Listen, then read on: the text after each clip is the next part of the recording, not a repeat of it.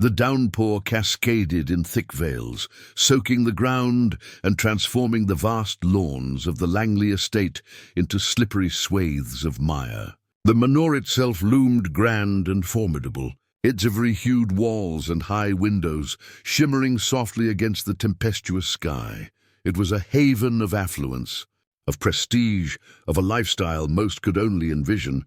Yet before that very manor, under the shade of a towering oak tree, an aged couple sat huddled together in the deluge, their garments drenched, their hair clinging to their faces, their tired eyes shut in weariness. They had only each other, and even that felt tenuous beneath the unyielding torrent, and that was when Benjamin Langley, the tycoon who owned the estate, emerged from his gleaming black limousine. He paused abruptly, his shiny boots splashing in the puddled pathway, as his eyes fixed on the sight before him. His heart lurched in astonishment. This was not a scene he anticipated encountering outside his abode of opulence and grandeur. An elderly man and woman, frail with age, weathered by life, slumped in the rain, an old valise spilling open beside them, with faded pictures and tattered notes sliding into the damp grass. If you believe in compassion, in fresh starts, and in the strength of empathy to transform lives, please take a moment now to like, comment, share, and subscribe to Kindness Tales Stories. Your support amplifies these tales of hope even further. Benjamin couldn't stir at first. Despite all his riches, he'd never faced such a stark image of human hardship so directly. The elderly man, his face marked with grime and etched with years of struggle, leaned against the tree as if it were the sole thing keeping him upright. The woman, her gown clinging to her delicate frame, rested her head on his shoulder, her lips slightly parted, as if she lacked the energy to speak. Their hands remained entwined, even as the rain pummeled them relentlessly. The storm around him seemed to fade as Benjamin's thoughts raced. Who were they? Why were they here of all places? He noticed the valise again, its contents like murmurs from a past life.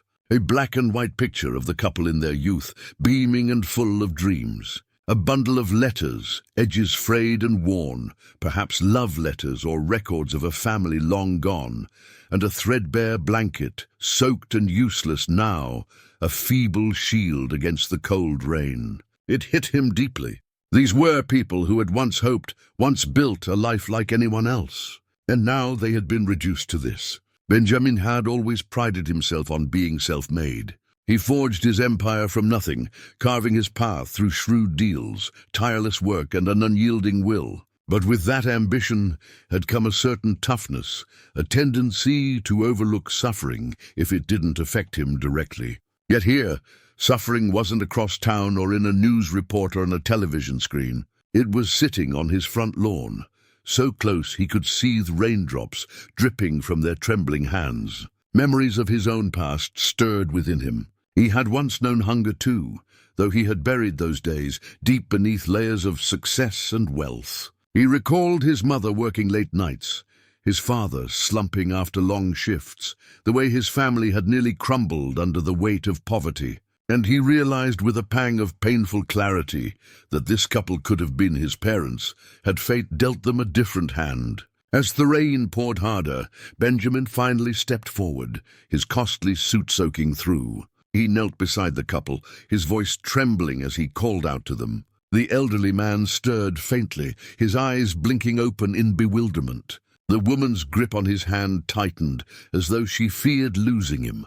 They were weary, drenched and famished, and it was clear they had been wandering far longer than their fragile bodies could endure. Benjamin gestured urgently for his staff to bring blankets and warm drinks. His once immaculate driveway now becoming the scene of a rescue, he gently helped them to their feet, his strong arms supporting their frail frames. Every step toward the manor felt like a profound statement that no matter how far he'd come, his wealth meant nothing if he could not use it to uplift others.